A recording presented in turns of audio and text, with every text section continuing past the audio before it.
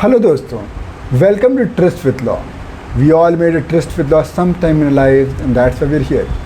Let's discuss this landmark case on dying declaration, Sudhakar versus State of Maharashtra. इसमें जो appellants हैं, they are accused of committing rape on deceased, rape and abetment to suicide. तो fact ये है कि जो disease ने अपने FIR में लिखवाया था कि इनफैक्ट 11 दिन पहले FIR रजिस्टर हुई थी कि they have committed rape on her, और शी एडमिट्स कि वो शेम की वजह से रिपोर्ट नहीं किया उसने, तुरंत थोड़े दिन बाद किया, और उसके बाद she was told to go to her sisters place, तो जुडिशियल मजिस्ट्रेट के सामने रिकॉर्डिंग नहीं हुई थी।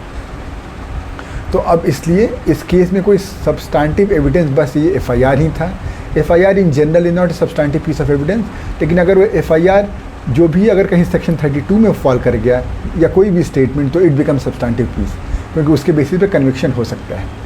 लेकिन कोर्ट ये कहती है कि इसको दिखाने के लिए, उसको सेक्शन 32 में फॉल कराने के लिए आपको दिखाना होगा कि जो स्टेटमेंट है it is either directly or indirectly related to the cause of death, और जिस स्टेटमेंट में जिन इंजरीज़ की बात की रही हैं, the injuries it need not directly relate to death. यही डिफरेंस है इंग्लिश लॉ और इंडियन लॉ में with respect to dying declaration, but it can be part of transaction which later on या which indirectly led to death. तो इसलिए यहाँ पर ये बात सामने आती है। तो यहाँ पे कोर्ट कहता है कि अब जो उसने FIR लिखवाया था उसमें रेप की बात उसने की थी, अब वो शेम की बात, फियर की, सस्पिशन की बातें नहीं लेते, और इनफैक्ट ये 4 महीने बाद सुसाइड से मतलब शी डाइड। तो अब her death was by suicide, उसका that is not part of transaction जिसके बारे में बात हुई है इसमें।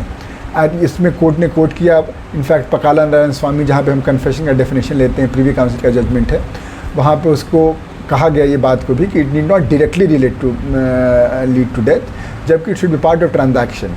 In fact it is narrower than res gestae जो सेक्शन 6 में है, बट एंड इट इज़ मतलब इसको कहा गया सर्कमस्टांसेस रिलेटिंग टू डेथ को कंपेयर किया गया, और रेस जस्ट और सर्कमस्टांशियल एविडेंस के बीच में रखा गया। जैसे सर्कमस्टांशियल एविडेंस में तो सब कुछ विच इज़ रेलिवेंट वो उसमें फॉल कर जाएगा, विच गिव्स एन इन्फेरेंस, तो उससे वो नैरोअर है, लेकिन रेस जस्टिस वाइडर है।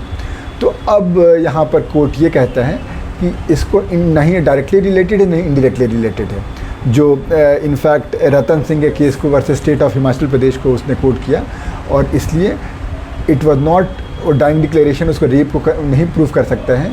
तो अब चूँकि रेप ही नहीं प्रूव हो पाएगा, तो अबेटमेंट सुसाइड भी प्रूव नहीं हो पाएगा, and therefore the appellants were acquitted. आपके अपने ओपिनियन इससे अलग हो सकते हैं, तो जब भी आप इसको लिखें तो इसको थोड़ा क्रिटिकली एनालाइज किया जा सकता है, but based on the interpretation of law यही होल्ड किया गया। दोस्तों, आई होप आपको केस समझ में आया होगा। कोई दिक्कत, कोई परेशानी कमेंट सेक्शन में ज़रूर बताइएगा।